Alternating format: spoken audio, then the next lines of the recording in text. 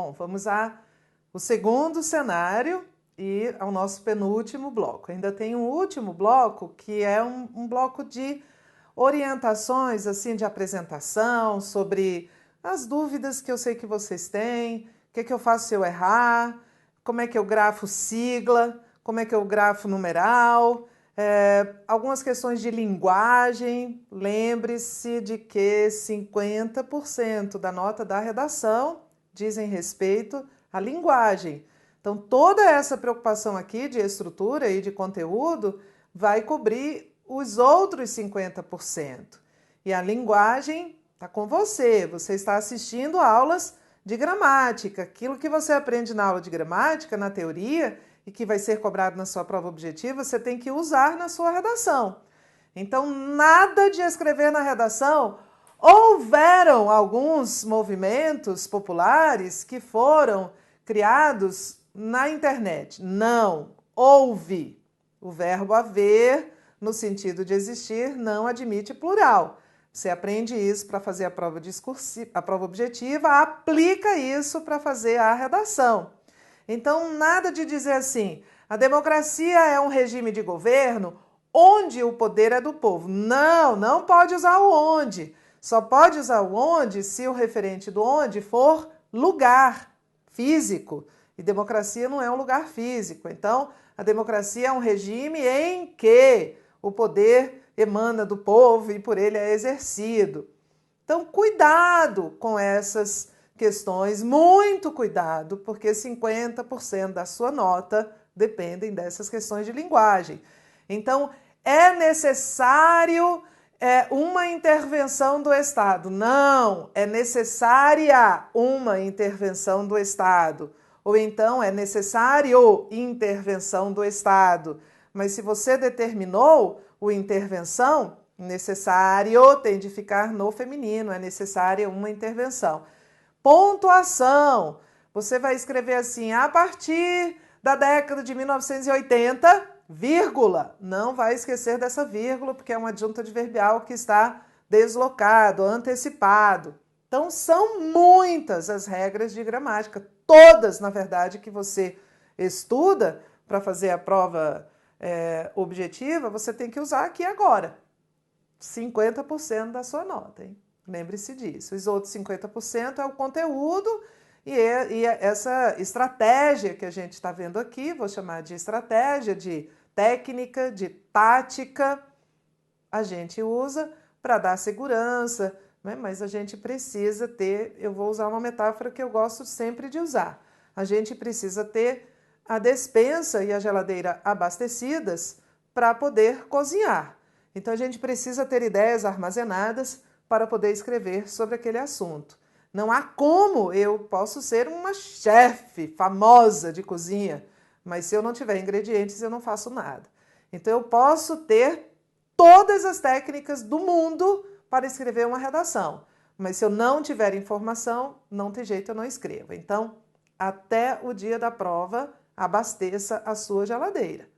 Acesse sites de notícia, leia notícia. Vou dar uma dica.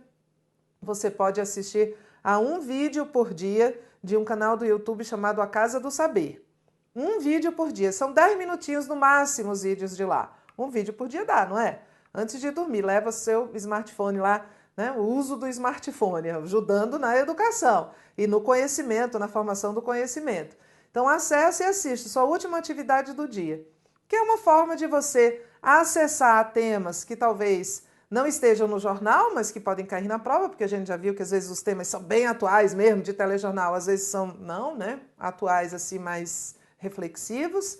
E esses vídeos são bons também para a gente adquirir vocabulário e para a gente ter acesso a bons textos, né? No caso, falados, porque são textos, são entrevistas, aí são depoimentos não são depoimentos, são mini palestras de pessoas especialistas em determinadas áreas que falam sobre assuntos relacionados à sua área de atuação. A Casa do Saber, anotou? 10 minutinhos, todo dia um vídeo, até o dia da prova a gente vai ampliar um bocado o nosso conhecimento. E faça um exercício diário. Assistiu a um telejornal, ouviu uma notícia? Se isso fosse tema da minha redação, eu ia falar o quê? Né? Se isso fosse o tema da minha redação, qual ia ser a minha tese? Tá bem? E cuidado com a parte gramatical. Agora a gente vai trabalhar um segundo cenário possível. Possível porque lá na aula 1 a gente viu que lá no seu edital a banca diz que naqueles 5 pontos da macroestrutura, que é o conteúdo, serão observados a pertinência ao tema e o desenvolvimento na ordem em que ele foi proposto, o que me dá uma pista de que talvez a banca crie um cenário em que ela dê o texto motivador, o tema e os tópicos. É um cenário muito frequente em concurso público.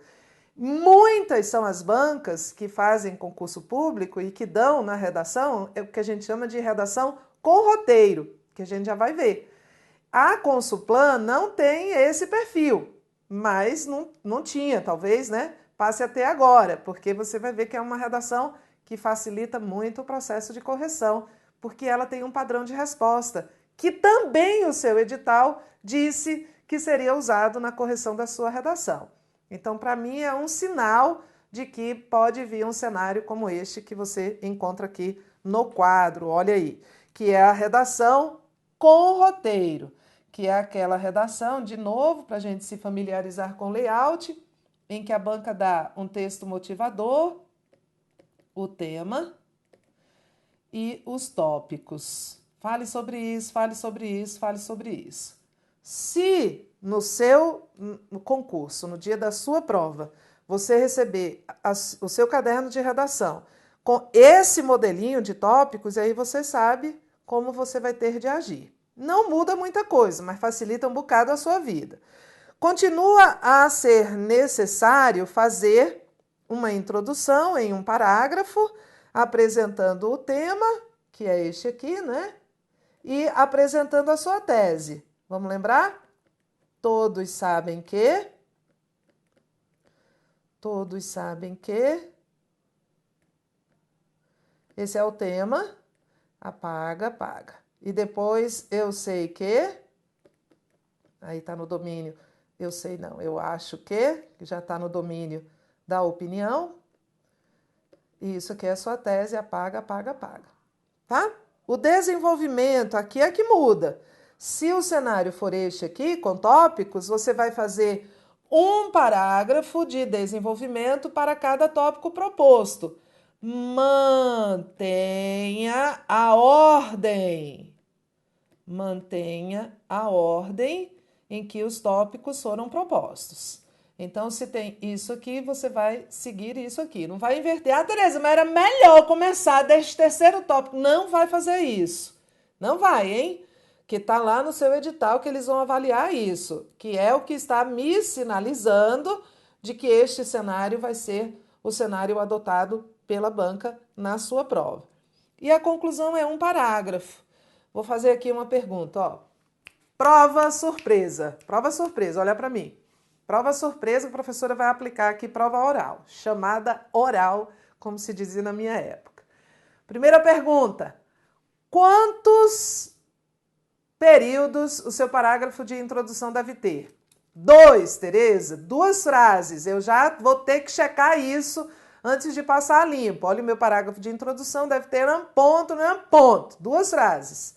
A primeira o tema, a segunda a tese. Tá bom.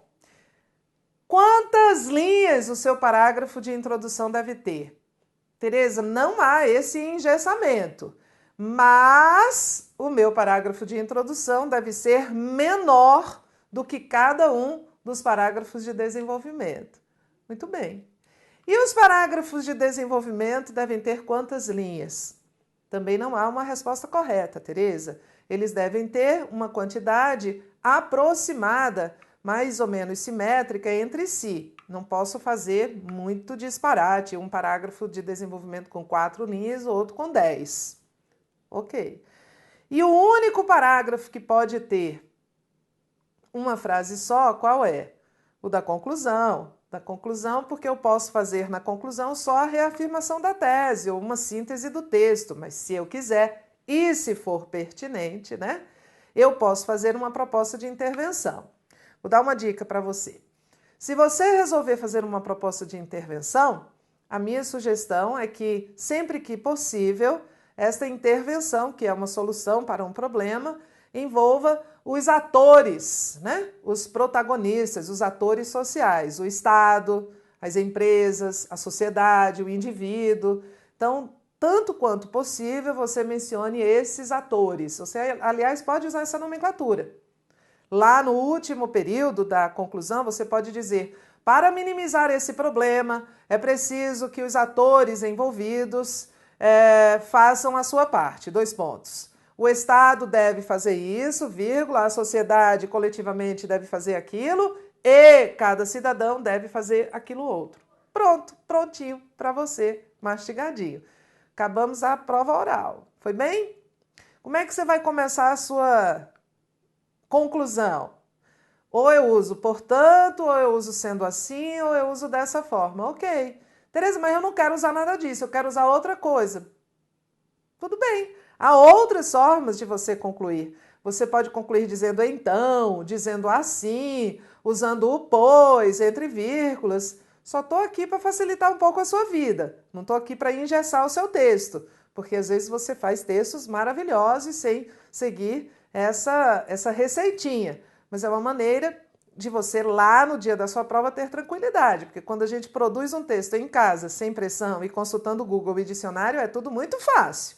Mas quando chega lá no dia da prova, com ansiedade, com tempo, sem consulta, tudo fica difícil. Então é bom a gente ter esse apoio que vai criando uma rede de proteção, tá? Então aqui a gente vai organizar, olha para a sua tela, aqui a gente vai organizar a sua redação. Tá olhando para a tela? Ó, aqui a gente vai organizar a sua redação assim. Digamos que este seja o tema. O tema eu já mencionei este tema lá na aula 1. Se cair este tema, vocês vão me agradecer, não vão?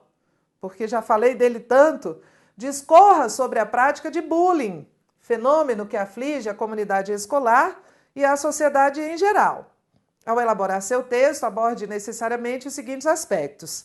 Aqui vamos pressupor que havia um texto motivador que eu não pus, tá? Mas vai haver na sua prova. Tereza, eu faço a redação antes, durante ou depois? Responda. Você faz a redação, primeira prova que você lê, a última prova que você faz. Estamos lembrados? Aqui, uma observação, a palavra bullying está em itálico, porque o texto está digitado.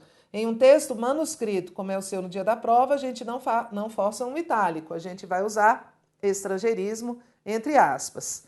E aí ele vai pedir os tópicos. Olha, um tópico, conceito e formas de manifestação. Outro tópico, consequências do fenômeno na formação do indivíduo. E outro tópico, ações afirmativas que podem ser implementadas para a redução dos efeitos decorrentes dessa prática ou para inibi-la. Você está entendendo que são duas coisas diferentes? Que ações para reduzir os efeitos são ações, já aconteceu a prática, as consequências estão instaladas, o que eu faço para minimizar os efeitos? E o que eu faço para inibir a prática, que é a ação preventiva, é diferente. Então, para essa redação, vale muito o que você interpreta do que o examinador está pedindo a você. Então, aqui para essa redação, o nosso layout de planejamento seria este aqui. Uma introdução, 3 parágrafos de desenvolvimento, porque ele me deu 3 tópicos, né? Ele me deu 3 aspectos que eu devo apresentar. Deixa eu aumentar aqui também. E aumentar aqui também, né? Para eles terem uma certa simetria. E um parágrafo de conclusão. Nesse parágrafo de introdução, eu vou ter que apresentar o tema e a tese, tema e tese. Neste parágrafo aqui, eu vou ter que dar o conceito de bullying, então eu não posso apresentar o conceito aqui em cima, porque eu já vou apresentar o conceito aqui embaixo. A gente apresenta o conceito universalmente assim, a gente coloca a palavra que a gente vai conceituar, no caso é bullying, usa o verbo ser no presente do indicativo e vai ter que desenvolver aqui, ó. O bullying é uma prática repetitiva, reiterada e intencional de intimidação. Então, você tem que, como vai ter um padrão de resposta, você tem que falar que é intencional, que é reiterada, repetitiva e que é de intimidação. O bullying pode se manifestar, porque aqui eu vou voltar, ele me pediu o conceito e as formas de manifestação. Então, depois de dar o conceito, você diz: o bullying pode se manifestar de diversas formas, 2 pontos. Ele pode ser real, praticado no mundo real, ou virtual, o chamado cyberbullying, né? Ponto. Há também o bullying psicológico, físico, e você vai apresentando o que você tiver na sua geladeira, usando a nossa metáfora.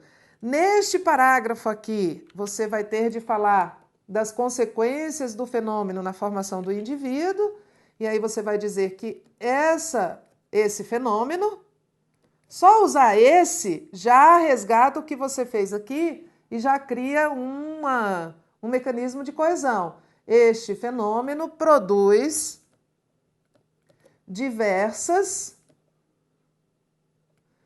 consequências na formação do indivíduo. Eu estou anunciando o tópico, percebe? Diversas consequências na formação do indivíduo. Tereza, mas a gente está copiando, não tem problema. Não tem problema de copiar o tópico. A gente não pode copiar, é parte do trecho motivador, do texto motivador, não pode ser copiado. Mas essa orientação que ele dá aqui, olha, pode ser copiada aqui na nossa redação. Aí eu ponho um ponto. Aí eu vou dizer no mundo escolar, no universo, no contexto, no cenário, né? Melhor dizer contexto, né?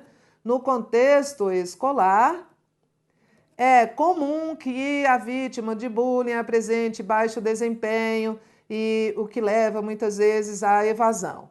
Ponto. Posso usar 3 períodos, no mínimo 2. Na vida social, a pessoa que sofre bullying tende ao isolamento e à depressão. Muitas vezes também tende à violência contra si mesma ou contra terceiros.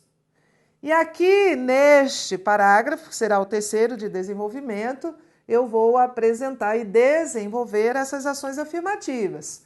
Como as ações afirmativas já são uma proposta de intervenção, eu já sei que aqui não vai haver uma proposta de intervenção, aqui na conclusão. E aqui eu posso botar um entretanto.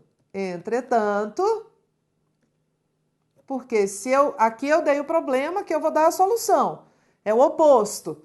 E o entretanto cabe. O entretanto só não cabe aqui, né? Porque eu não posso, na conclusão, apresentar uma ideia contrária à ideia que eu apresentei. Mas aqui, neste contexto deste tema, caberia.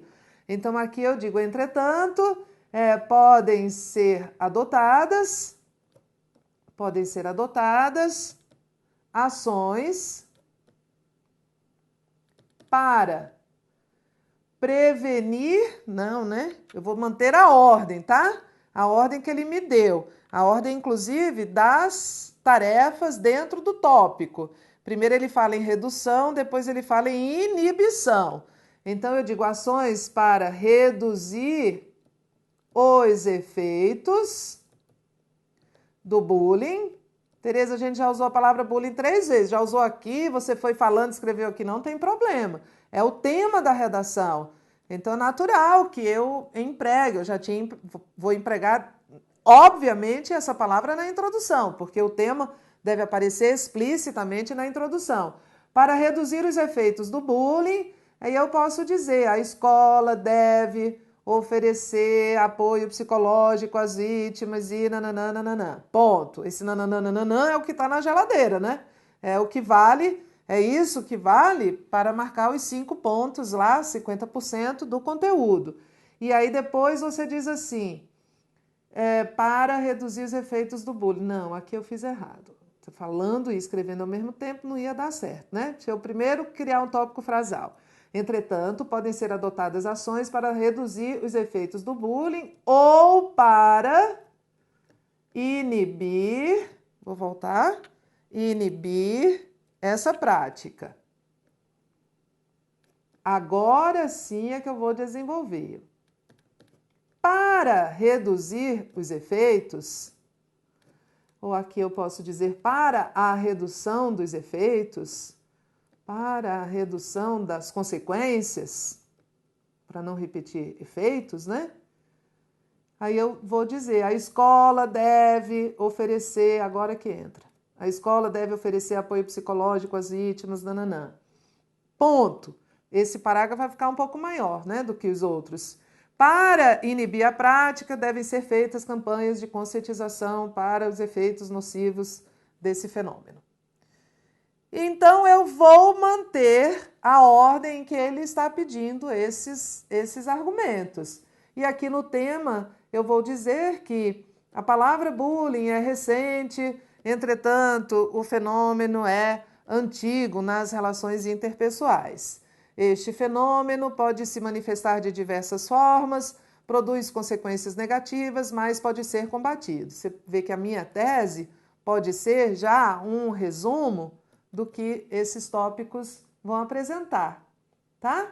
Volta aí e ouve de novo a minha tese e você vai perceber que ela é um resumo dos tópicos. Este fenômeno pode se manifestar de várias formas, produz consequências negativas, mas que podem ser combatidas.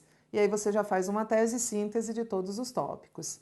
E aqui no final você reafirma, né? Apesar de ser um fenômeno perverso, é possível minimizá-lo. Pronto. Tá? E aí você faz uma conclusão bem enxuta, bem sintética para cumprir o protocolo da conclusão. Outro tema. Imagine que o tema seja este aqui, ó. Vou direto a ele. Imagine que eu estou pegando o meu caderno de provas, aí eu vou direto na prova de redação e na redação eu vou direto atrás desse tema aqui que está em destaque. Implicações potenciais do uso de armas nucleares, é um tema atual.